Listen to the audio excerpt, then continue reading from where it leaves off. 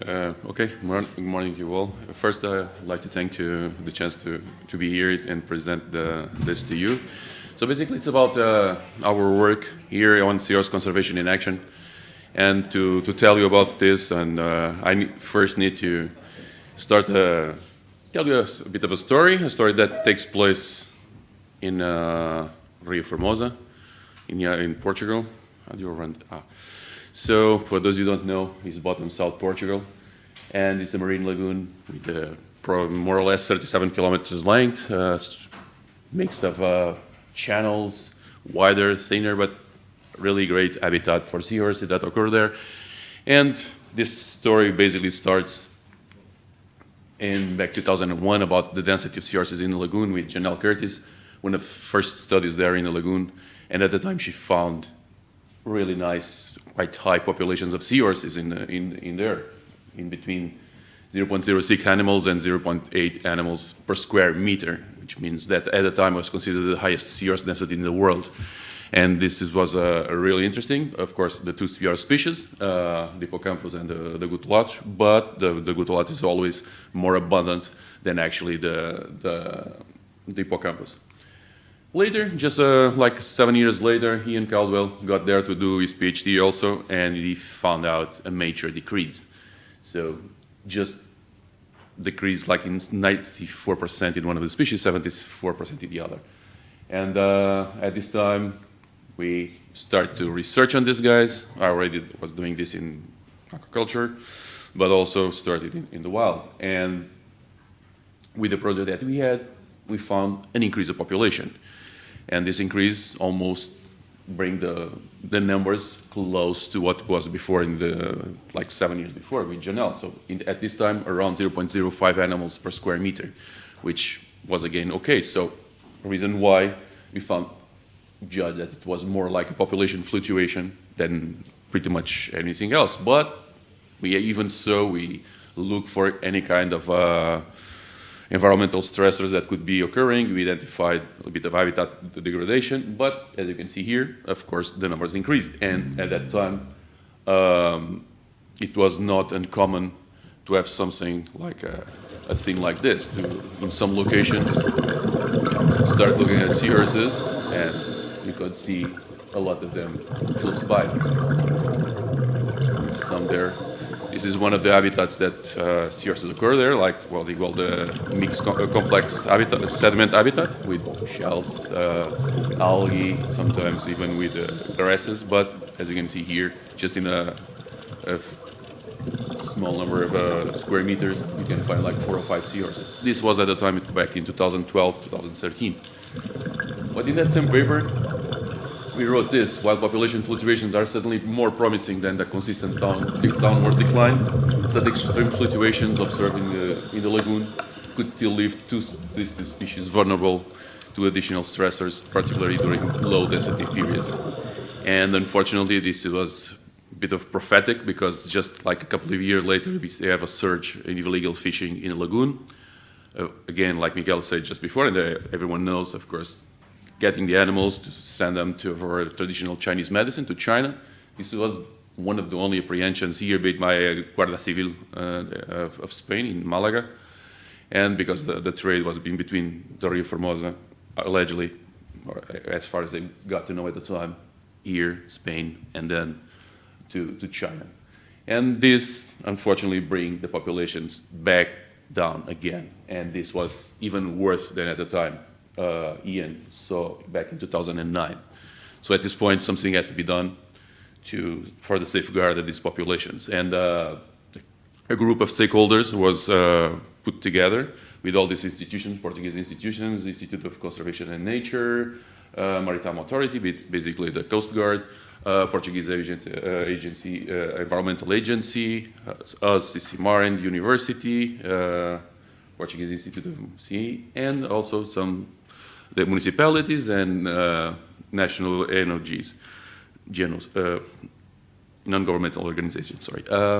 One of them, Ocean Azul, and in all of this process, Miguel has a huge participation. So it was made this plan, so the Ria Formosa Seahorse Project and Conservation Plan, to come up with some conservation actions. A lot was intended to be done. A lot was done. Some was left undone, unfortunately, because at the time also COVID came and some of the stuff could not go ahead. But one of the most important things there was the creation of 2 marine protected areas in the lagoon. They're commonly known as seahorse sanctuaries. And in between this group and also the fishermen associations to put everything together, comfortable for everyone, 2 marine protected areas were created. This one here, the Geada, which is just the name of the location of this channel, so it's the inner channel close to this main channel, because we could not establish these marine protected areas in locations that has like more fishing activity or navigation. So this one was chosen to be settled here, and the other one here, the Colatra, because Colatra is a small village, is the most southern village in Portugal. And we set up also, it was set up this marine protected area. This one is smaller, it's just about 100,000 square meters, and this one is 510,000 square meters.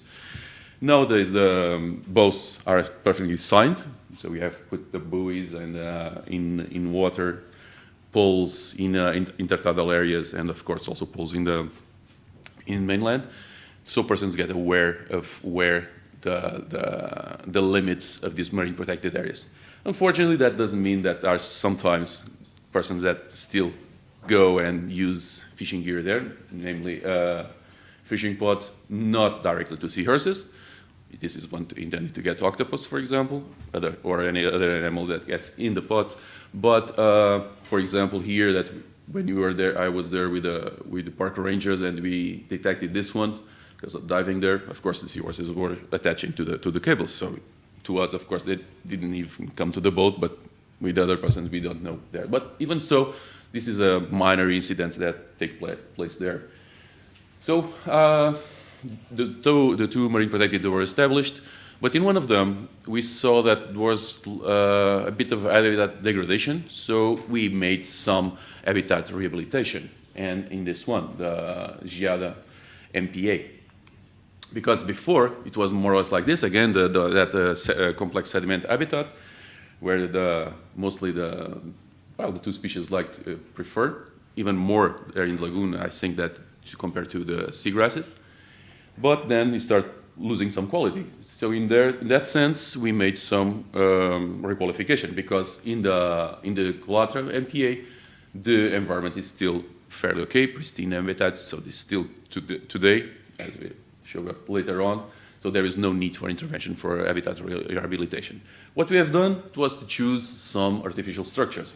We've also made some transplants of seagrasses, but it's more costful and less effective, I would say, because it cannot be transplanted shallower, and these ones where seahorses is more prone to use these artificial structures. We made this first study in captivity.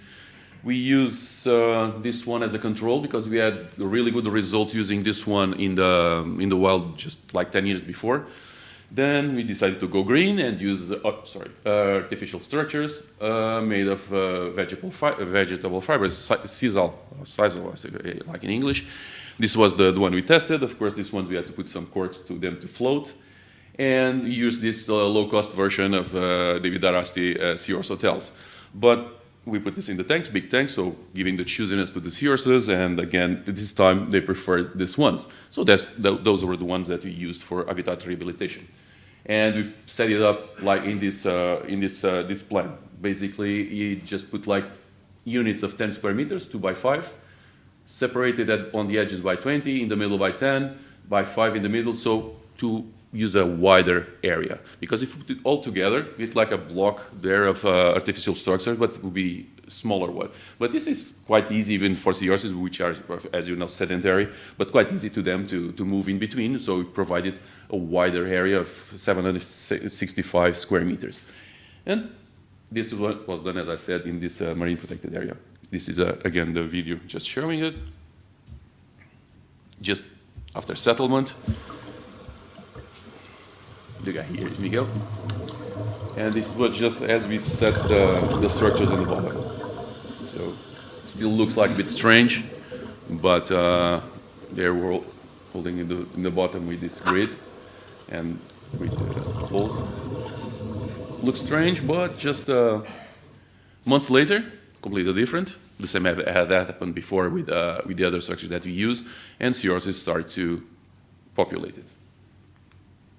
So again, some more data on the density of seahorses in the lagoon. So basically, that due to that big decrease, at the time the population was reduced to 0.06 seahorses per square meter at the time in the overall density in the lagoon, and this aggregate means hippocampus and good lodge.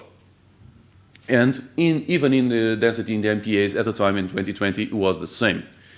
But just 1 year later, as you can see, there was a tiny decrease, a small decrease in the lagoon, but the increase in the MPAs, even before the habitat rehabilitation, just because it was turned into a marine protected area, the numbers increased by 10-fold, so 900% more seahorses there just after a year of protection of these protected areas. Then, every single month we went there and monitored the rehabilitated area. As you can see here, the numbers increased a lot to even at sometimes 0.4 animals per square meter, and ended by the end of the year with 0.3 animals per square meter, which means that at the end we had 64 times more seahorses there than at the start. So you can see that actually works. Later, the density in the non-rehabilitated areas, because we just rehabilitated a small area of the marine protected area, it was still 0.03. So there was a bit of a decrease between the start of the settlement of the marine protected area and here. And equalized, meanwhile, in 2022 with the density in the lagoon. So fortunately, in the lagoon also increased from 0.06 individuals per square meter to 0.03, which is a good notice, okay, for the overall, a bit strange eventually for the marine protected area, but the main cause was this. The invasive species, an algae, Caulerpa, came from the Mediterranean and starts spreading like crazy all over and wide areas in the marine lagoon. And when it comes to this density, like it covers everything, like turf in a football pitch, seahorses and other animals don't like that much. When it's more sparse as other algae, we don't see, we're nowadays researching on this, and we don't see much of a difference there for habitat occupation. Unfortunately, for example, this occurs in the lagoon, and nowadays if you ask for someone like a fisherman or anyone that works in the lagoon and asks why this Caulerpa is in the lagoon, it was us. They blame us, the guys that work with seahorses, that we transplant this algae there. Obviously, it's totally false, but it's common belief now, and I think this is not at all good for the comprehension and apprehension of seahorses, but it is what it is. And at the time, this protected area completely covered with this, so that's why the decrease of those 0.05 to 0.03. And you can see this example here of a seahorse still attached at the time to one of those structures. As you can see, it already completely covered with natural stuff, because what we have been seeing here is like when you do some habitat rehabilitation with artificial structures, they become later on covered with natural and become natural, more natural than actually artificial. And you can see already the color around it. So this of course increased the numbers.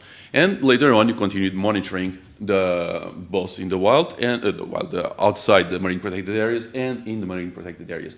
So you can see the overall for the lagoon, the numbers increased to those 0.03, decline a bit to 0.02, and now become again to 0.03. So basically now we're facing a bit of stability of the populations. Unfortunately, just half of it was at the start of the century, but even so, a really good increase from the dark days, as we call them. And if you put together, be confusing the protected areas, the one I mentioned that we have made habitat requalification at the time starts quite high, 0.05, then decreased to 0.03, where it maintains. But the other one, we still have a really nice and complex habitat with no problems in their conservation. As you can see, the numbers are still rising there, and started 0.0 at the same as the other ones, and now it's on 0.06. So basically matched the numbers in the start of the century. So this can only be considered as a really nice and successful action with the creation of this with protected areas. So summarizing, 0.03 in Geada, overall 0.03, and as I was saying, in the Colatra, 0.06. So it's quite good for the, and this totally, I think, when you look at these figures, that the successful of implementing these 2 protected areas are really great. And now we are eventually planning or trying to force to make and establish new protected areas, especially around here, which is also still a really good location. And well, but this is pretty much what I have to show you, and to see that what has been done and with these marine protected areas actually worked, and there in the lagoon, and bring the numbers a bit higher again compared to what it was before. So just the team, and thank you to you guys to listen to me.